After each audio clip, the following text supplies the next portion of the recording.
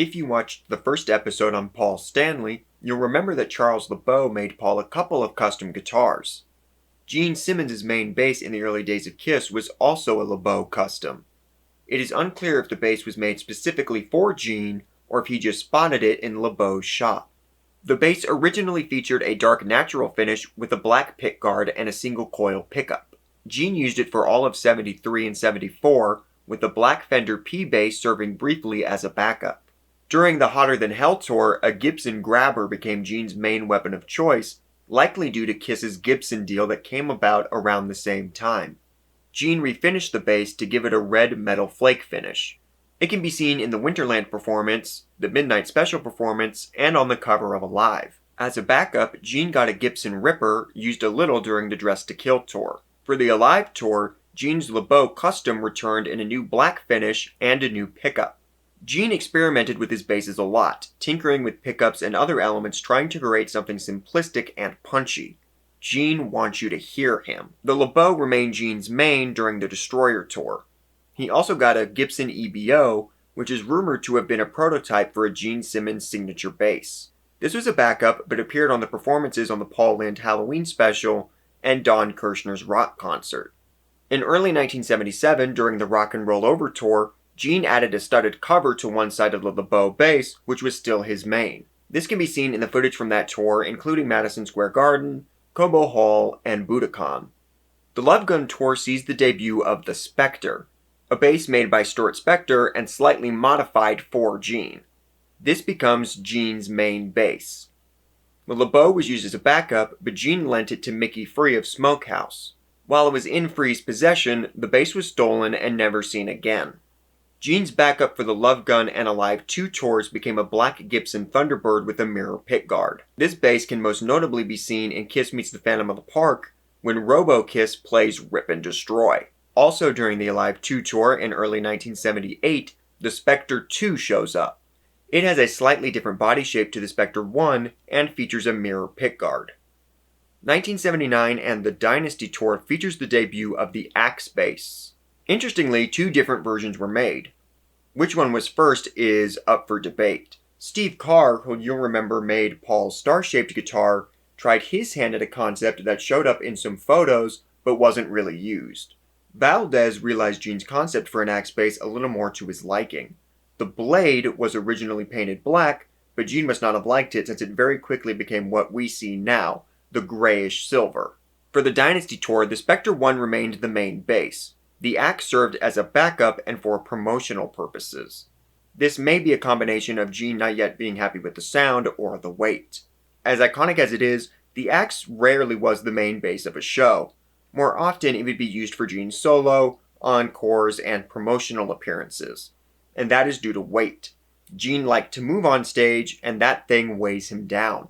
For the Unmasked tour, the Spectre 2 became the main bass. For his backup, Gene took his axe bass to Kramer, which you have to respect that Gene made sure he owned the copyright to that design and could take it to whatever company he wanted. The Kramer axe would be used for the lip-sync performances to promote Unmasked and The Elder. For their live performance on Fridays, Gene used the Spectre 2. For the Creatures of the Night tour, the two Spectres shared duties as the main bass, with the Kramer axe as a backup.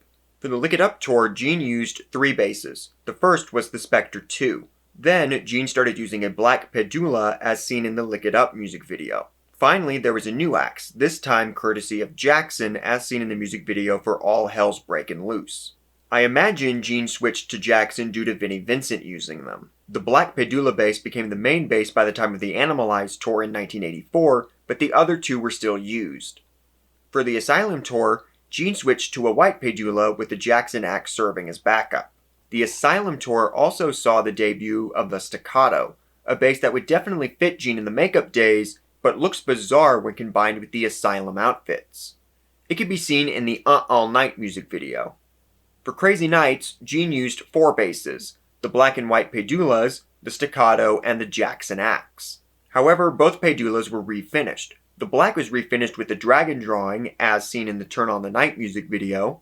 The white was refinished with a drawing of Gene in makeup, as seen in the Reason to Live music video. The Jackson axe was also refinished, appearing with a chrome-like blade. The Hut in the Shade tour is interesting. The axe seems to have been retired. Both Pedulas see a lot of action, but the Specters also return. Spectre 2 was briefly used, including the video for Rise to It. Spectre 1 becomes a main bass again, but is now covered in studs. After Hot in the Shade, it was also used in the music video for Unholy. Gene used the Dragon Pedula briefly at the beginning of the Revenge tour, but his main basses very quickly became his new signature model, the Punisher, made by BC Rich. This is clearly Gene's favorite bass, as he sees it as the culmination of his experimenting. The initial Punishers were basic black and a second black featuring a mirror pickguard in the shape of a skull and crossbones. During the American leg, the latter would be replaced with a red flame Punisher. In late 1993, Gene severed ties with BC Rich, although he continued to use their basses during the Alive 3 tour in 1994.